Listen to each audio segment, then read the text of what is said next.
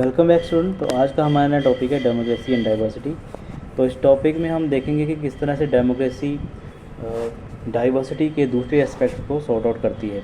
तो पिछले चैप्टर में हमने लैंग्वेज के बेस के ऊपर, रीजनल के बेस के ऊपर जो डाइवर्सिटी थी उनको किस तरह से डेमोक्रेटिक सेटअप जो है अकोमोडेट करता है उसके बारे में पढ़ लिया था। लेकिन अब हम दूसरे डाइवर्सिटी के दूसरे एस्पेक्ट्स को भी देखेंगे, जिसमें सबसे पहले आता है फिजिकल अपीयरेंस।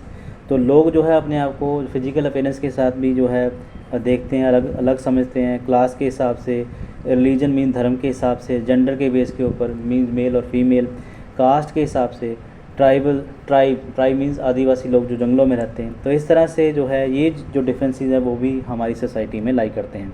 इस तरह से भी लोग अपने आप को अलग से आइडेंटिफाई करते हैं। तो इस चैप्टर में हम जानेंगे कि कैसे डेमोक्रेसी इन सोशल डिफरेंसेस को अकोमोडेट करती है, इनको सॉर्ट आउट करती है। तो इसको समझने के लिए सबसे पहले एक स्टोरी लेंगे, स्टोरी फ्रॉम मैक्सिको ओलंपिक्स। तो इस पेज पर जो आपको पिक्चर दिख रही है वो सिविल राइट्स मूवमेंट के दौरान हुई घटना थी, जो कि यूनाइटेड स्टेट्स में चल रहा था उस टाइम के ऊपर मूवमेंट, जिसको मार्टिन लूथर किंग ने रिप्रेजेंट किया था, लीड किया था। तो हिस्ट्री से जुड़ी है ऐसी घटना है। तो इसमें 1968 में मैक्सिको सिटी में 200 मीटर रेस की जो मेडल सेरेमनी है उसको दिखाया गया, जैसा कि आप पिक्चर में देख रहे हैं। तो इसमें जो दो खिलाड़ी बंद मुट्ठी के साथ हाथ ऊपर उठाए हुए दिख रहे हैं, सिर झुकाए हुए, ये हैं अमेरिका के एथलीट टॉनी स्मिथ और जॉन कार्लोस। ये अफ्रीकन अमेरिकन खिलाड़ी थे, मींस ब्लैक लोग थे जो कि अमेरिकन रेजिडेंट थे।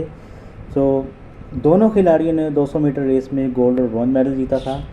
तो उन्होंने अपना जो मेडल था, मीन जो मेडल सेरेमनी में उन्होंने प्रोटेस्ट करने के लिए जो मोज़े थे, मीन जो जुराबें थी, वो काले रंग की पहन रखी थी, ताकि वह काले लोगों की गरीबी को दिखा सकें और काले लोगों को जो है रिप्रेजेंट कर सकें। इस गेस्चर से वो इंटरनेशनल जो ऑडियंस थी, जो इंटरनेशनल वर्ल्ड था, उसका ध्यान अमेरिका में चल रही जो रेशियल डिस्क्रिमिनेशन पॉलिसी थी उसकी तरफ आकर्षित करना चाहते थे। काले ग्लव्स और उठी हुई मिट्टी ब्लैक पावर को रिप्रेजेंट कर रही थी। तो इसमें जो है अनदर मेडलिस्ट जो कि सिल्वर मेडलिस्ट थे, दैट इज़ जो कि आप पिक्चर में देख रहे हैं, वाइट थे, उनका नाम था, ऑस्ट्रेलियन एथलीट थे, that is Peter Norman. Peter Norman ने भी इस मेडल सेरेमनी के दौरान इन दोनों अमेरिकन को सपोर्ट दिया और इसके लिए ह्यूमन राइट्स बैज अपनी टी शर्ट पर पहन रखा था। इंटरनेशनल ओलंपिक्स एसोसिएशन ने कार्लोस स्मिथ को ओलंपिक स्पिरिट को वायलेट करने, मीन इन्होंने एक तरह से पॉलिटिकल स्टेटमेंट दे दी थी इस तरह से विरोध करने के दौरान। तो जो इंटरनेशनल ओलंपिक एसोसिएशन थी उसने जो है ओलंपिक स्पिरिट को वायलेट करने के कारण इनके मेडल वापस ले लिए और घर लौटने पर भी उन्हें बहुत ज़्यादा क्रिटिसाइज़ किया गया। और जबकि नॉर्मन जो कि ऑस्ट्रेलियन खिलाड़ी थे, उनको भी इस बर्ताव का नतीजा भुगतना पड़ा और उनको नेक्स्ट ओलंपिक में ऑस्ट्रेलियन टीम से बाहर कर दिया गया। लेकिन इनके इस एक्शन से अंतर्राष्ट्रीय विश्व का ध्यान यूनाइटेड स्टेट्स में चल रहे सिविल राइट्स मूवमेंट की तरफ गया। तो इसके बाद सैन जोस यूनिवर्सिटी, जिसके ये दोनों अफ्रीकन अमेरिकन फॉर्मर स्टूडेंट थे, उनको इस घटना के बाद उनको जो है बहुत ज़्यादा रिस्पेक्ट मिली और एक स्टैचू जो है यूनिवर्सिटी कैंपस में उनको एज ए जो है रिस्पेक्ट उनका जो है वहाँ पे इस्टेब्लिश किया गया यूनिवर्सिटी कैंपस में, जैसा कि आप पिक्चर में दिख रहे हो। तो इसके बाद जब नॉर्मन्स की डेथ होती है 2006 में, तो ये दोनों खिलाड़ी मीन्स टॉमी स्मिथ और जॉन कार्लोस जो है उसकी अर्थी को कंधा देने के लिए जो है वहाँ पे जाते हैं।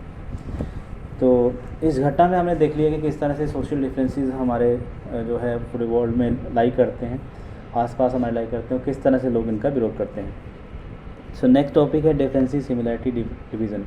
मीन्स किस तरह से जो डिफरेंसेस लाई करते हैं, किस तरह से जो सिमिलैरिटीज़ उनमें लाई करती हैं।